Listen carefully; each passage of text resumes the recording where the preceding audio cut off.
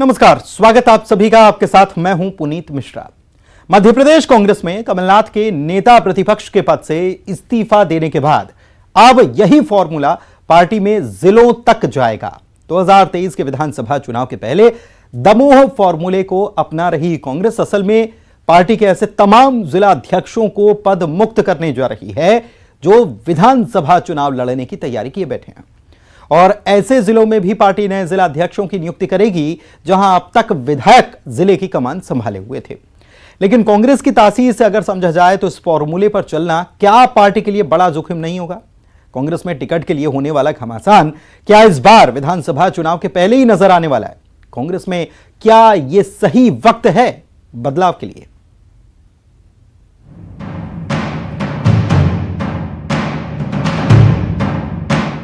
2023 के विधानसभा चुनाव के मद्देनजर बहुत तेज चल रही कांग्रेस की रफ्तार पर कोई सवाल नहीं, लेकिन जिस तरह बिजली के लिए बारिश पूर्व रखरखाव जरूरी होता है, कांग्रेस में चुनाव से पहले संभाल जरूरी है। उस लिहाज से देखिए तो 2023 के विधानसभा चुनाव के पहले दमोह फॉर्मूले को अपनाने जा रही पार्टी कहीं नया जोखिम तो नहीं ले रही।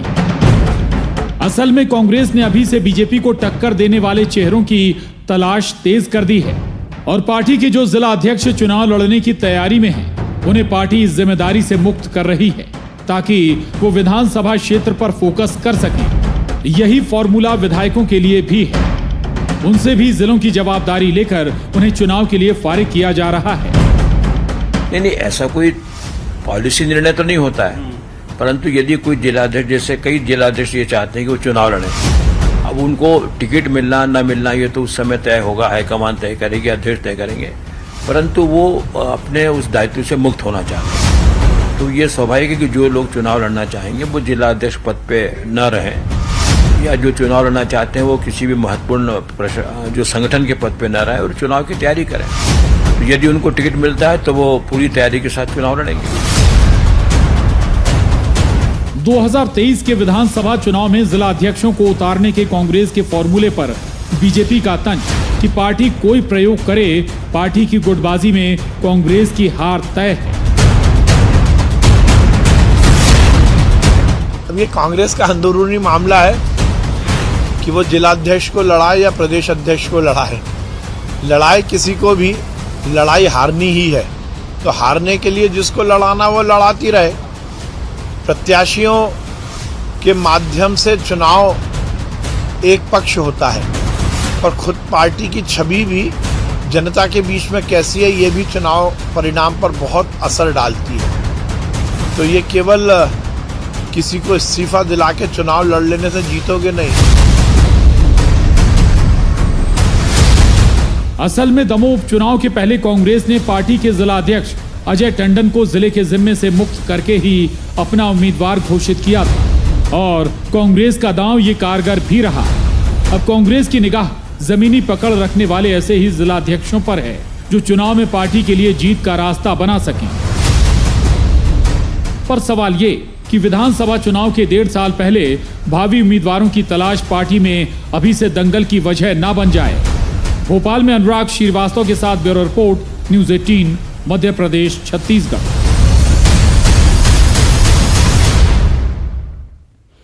तो इतने पहले भावी उम्मीदवारों की तलाश दंगल कराएगी या मंगल करा देगी? क्या होगा?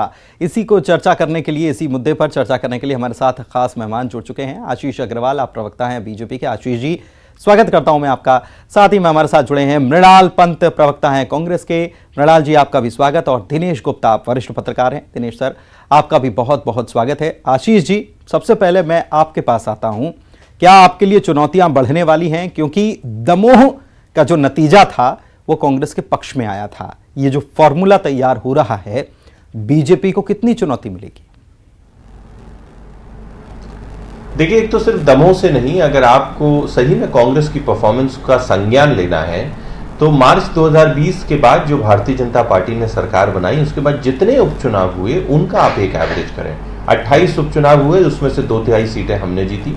दमोह एक अपवाद रहा। उसके बाद 1 लोकसभा और 3 विधानसभा हुए, उसमें से भी 3 हम जीते। तो ये जो चुनाव आते ही जब कांग्रेसी इस तरह की बातें करते हैं कि ये संगठन की जमावट करेंगे, तो मुझे वो पंक्तियां याद आती हैं उस गजल की कि आज फिर दिल ने एक तमन्ना की और आज फिर दिल को हमने समझाया। तो जिस पार्टी में 23 वरिष्ठ नेता दिल्ली में मोर्चा खोल के बैठे हों कि अब वो पार्टी सबकी पार्टी बने, घर की पार्टी नहीं, जिस पार्टी में मध्य प्रदेश के पूरे युवा नेता हैरान हैं, परेशान हैं और अभी भी नेता प्रतिपक्ष के तौर पर नाइट वॉचमैन की भांति गोविंद सिंह जी को भेज दिया ताकि जयवर्धन और नकुलनाथ की पारियों के लिए समय जाया किया जाए, ऐसे में आप कहें कि एक विधायक को छुड़वा देंगे, एक जिलाध्यक्ष को छुड़वा देंगे, तो ये सिर्फ मन समझाने से बहुत अधिक कुछ नहीं है। देखिए, मध्य प्रदेश कांग्रेस में एक अलग सा संकट व्याप्त है, एक अलग सा डर व्याप्त है और वो डर है कि कौन किसका पुत्र टिकट पाएगा और किसका कटेगा। उसके लिए जमावट कसी जा रही है, इससे अतिरिक्त कुछ भी नहीं है और इसका नतीजा वही होगा जो अभी तक कांग्रेस की सारी के सारी अभियान और सारे के सारे प्रयासों का हुआ है। ठीक है, मृणाल पंत जी भी जुड़े हुए हैं। मृणाल जी, आप सुन रहे थे आशीष जी को। सवाल ये भी कि एक तरफ तो उम्मीदवार की छवि होती है, जब उम्मीदवार उतरता है और पार्टी के बैनर तले उतरता है तो पार्टी की भी छवि होती है। तो पार्टी की छवि क्या ऐसी है जो उम्मीदवार को जीत दिला पाएगी? क्योंकि सवाल बीजेपी इसको लेकर भी उठा रही। कांग्रेस पार्टी तो वही है जो आज से 10 साल पहले थी और आज से 50 साल पहले थी और ये पार्टी की छवि का ही परिणाम था कि पिछले चुनाव में कांग्रेस पार्टी को मध्य प्रदेश की जनता ने अपना आशीर्वाद दिया था और सरकार चलाने के लिए बहुमत भी प्रदान किया था। अगर षड्यंत्र पूर्वक पैसे की खरीद फरोख्त से कुछ दुशासनों को और जयचंदों को भारतीय जनता पार्टी अपने साथ मिलाकर सरकार को नहीं गिराती, तो कमलनाथ जी के नेतृत्व में काम करने वाली मध्य प्रदेश की सरकार ने उस दिशा में कदम बढ़ा ही दिए थे कि कम से कम 15 साल तक मध्य प्रदेश से कांग्रेस पार्टी को और कमलनाथ जी के नेतृत्व में चलने वाली सरकार को कोई डिगा नहीं पाता। आम जनता में उसकी लोकप्रिय निर्णयों की बड़ी प्रसन्नता थी, उसको लेके लोग आशा भरी नजरों से देखते थे और आज भी आशा भरी नजरों से देखते हैं। जहां तक संगठन को तैयार करने का विषय है, हर राजनीतिक पार्टी, चाहे भारतीय जनता पार्टी हो चाहे कांग्रेस पार्टी हो, अलग अलग समय पर अपने तरीके से तैयारी करती है। उस दिशा में कांग्रेस पार्टी भी तैयारी कर ही रही है। पर जो मूल चुनाव इस बार लड़ा जाएगा, वो मूल चुनाव लड़ा जाएगा उन मुद्दों पर जहां पर भारतीय जनता पार्टी की सरकार विफल रही है। चेहरे इस बार पीछे होंगे, मुद्दे इस बार आगे होंगे और वो मुद्दे होंगे महंगाई के, वो मुद्दे होंगे मध्य प्रदेश में कुशासन के, वो मुद्दे होंगे आम जनता की कीमत पे भारतीय जनता पार्टी के लोगों को लाभ पहुंचाने के, वो मुद्दे होंगे मध्य प्रदेश में विकास को पीछे धकेलने के, बेरोजगारी को आसमान तक पहुंचा देने के और मध्य प्रदेश में विकास की जो गति रुक गई है, इन मुद्दों को लेकर कांग्रेस पार्टी जनता के बीच में जाएगी। अभी करीब 1.25 साल का समय है। आने वाले आप दौर में देखिएगा कि जनता के मन में जो सुषुप्त भावना इस सरकार के विरोध की दबी पड़ी है, वो किस तरह से प्रज्वलित होकर सड़कों पर आती है। और संगठन की चिंता तो भारतीय जनता पार्टी को करनी चाहिए, जहां पे 100 दीवाने मुख्यमंत्री बनने के लिए घूम रहे हैं। अगर एक विधायक खड़े होते हैं तो दूसरे मंत्री जी कुर्ता पह खींच कर उनको उठा देते हैं कि मुख्यमंत्री जी के सम्मान में नहीं खड़े हों। एक पूर्व मुख्यमंत्री जी रोज मुख्यमंत्री जी को नसीहत देते हुए ट्वीट करती हैं, ये बताती हैं कि सरकार चलाना आपको नहीं आता, दूसरे राज्यों से सीख लीजिए। और भारतीय जनता पार्टी के पास सबसे बड़ा संकट तो ये आने वाला है कि आधी बीजेपी का तो ये पराये लोगों को अपने साथ मिला के कांग्रेसीकरण कर ही चुके हैं। क्या इस चुनाव में भी वो कांग्रेस के ही लोगों को भारतीय जनता पार्टी के चुनाव चिन्ह पे लड़वाएंगे या 2, 5, 10 ऐसे भी कुछ लेंगे? ठीक है सर, आपका ओपनिंग स्टेटमेंट बहुत बड़ा हो रहा है। मैं दिनेश जी के पास भी जाना चाहता हूं, अब बहुत लंबा हो गया आपका स्टेटमेंट जो है। दिनेश सर के पास में चलता हूं। दिनेश सर, ये जो हो रहा है, चाहे कमलनाथ ने ऐलान किया कि हम फिर से कर्ज माफी करेंगे, उन्होंने ये भी कहा कि पुरानी पेंशन नीति हम लागू कर देंगे, और तीसरी दफा संगठन में जो बदलाव देखने को मिल रहा है, एक नए सिरे से तैयारी चल रही है चुनाव के लिए, क्या पाते हैं आप?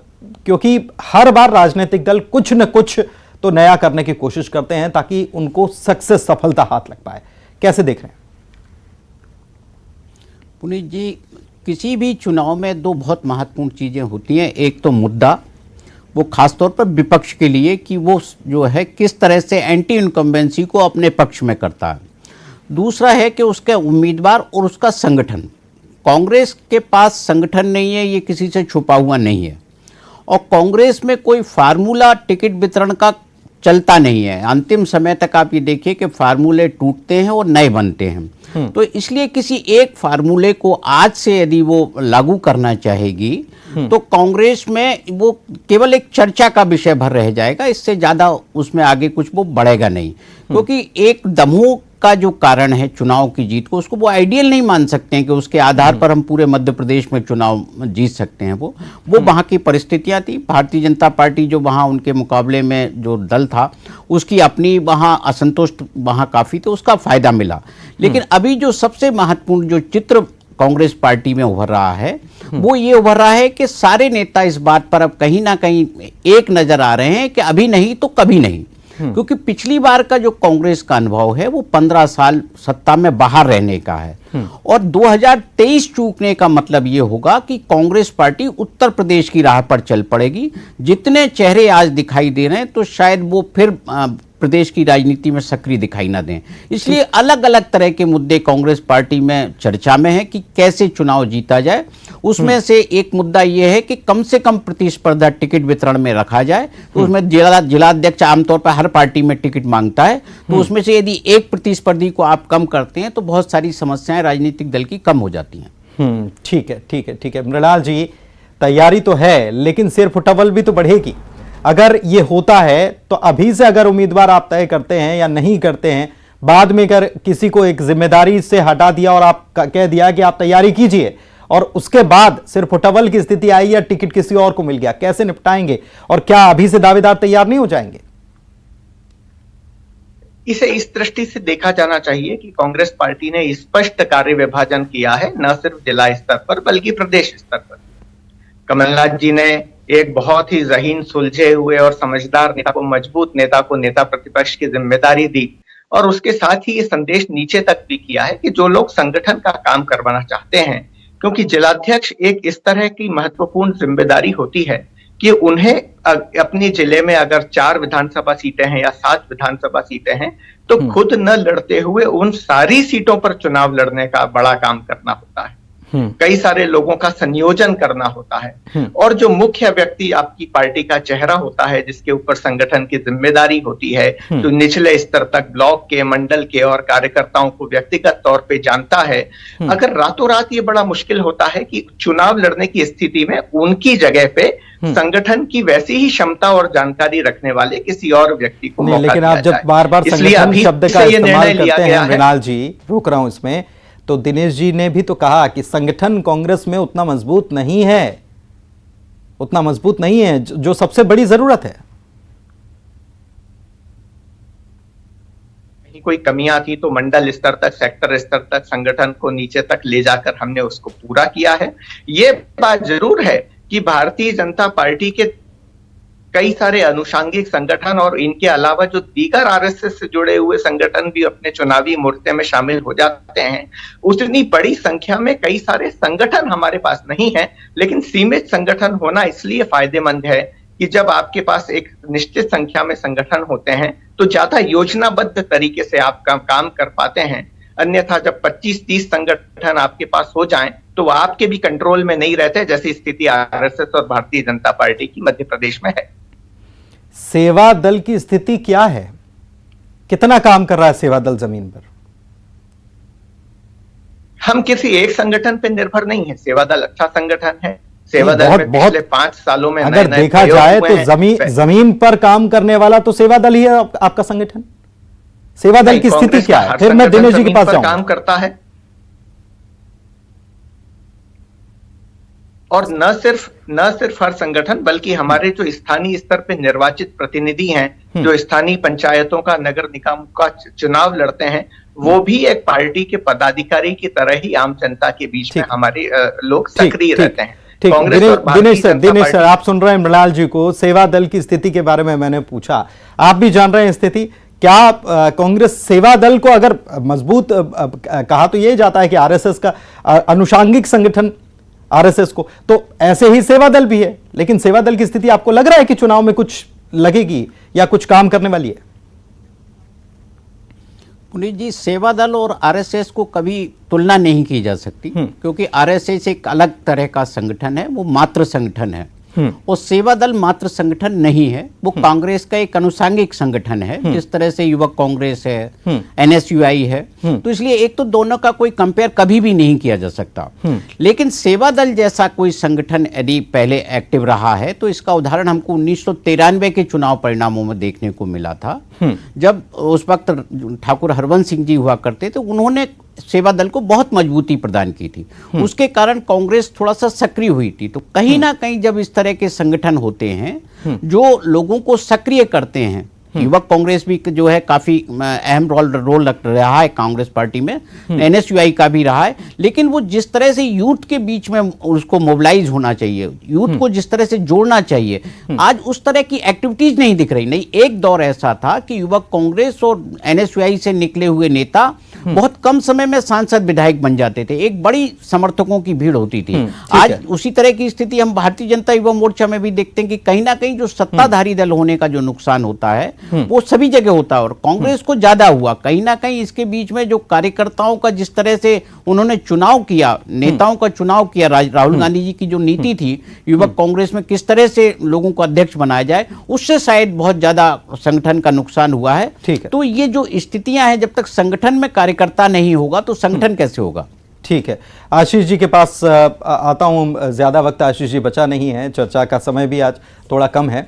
कैसे देख रहे हैं, क्या सिर्फ फुटअव्वल बीजेपी को नजर आ रही है अभी से कांग्रेस का ये जो फॉर्मूला है, बीजेपी कैसे लेगी इसको? पुनीत जी, आज कांग्रेस के लिए बड़ा आप सॉफ्ट रहे। एक तो मुझे समय भी कम दिया और उनको रोमांच भरने के लिए खूब बोलने का मौका दिया। देखिए, आप संगठन की बातें कर रहे हैं, पहले ये तो बता दीजिए कि इनका नेता कौन है।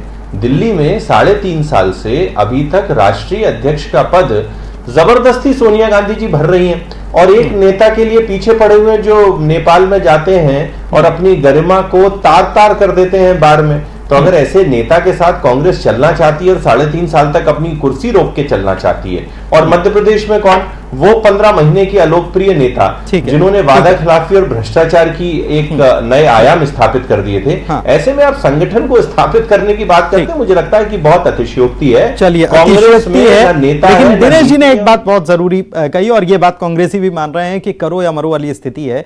अब की बार नहीं तो फिर आगे नहीं, ये कांग्रेसी भी मान रहे हैं। देखना होगा कि फॉर्मूला जो है आगे आने वाले दिनों में क्या गुल खिलाता है, क्या नई चीजें निकलकर सामने आती है। बहुत बहुत शुक्रिया, वक्त की कमी थी। आप सभी मेहमानों का हमारे साथ जुड़ने के लिए धन्यवाद। और चलिए अब देखते हैं टॉप 20 खबरें।